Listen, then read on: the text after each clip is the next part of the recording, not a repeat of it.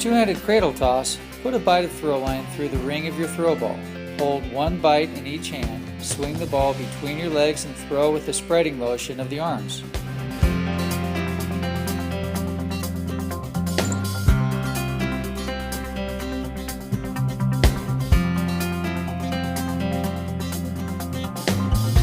For the single hand toss, a slip knot can be tied in the line to give the climber something to hold on to while throwing.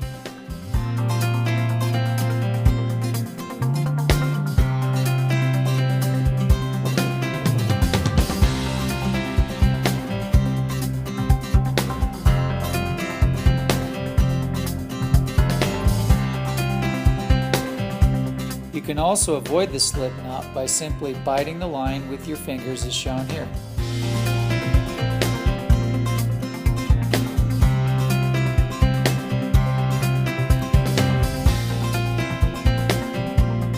When distance and accuracy really count, a big shot can be a useful tool.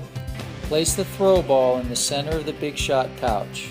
Be sure that the big shot head bends to the underside of the pole, not towards your face.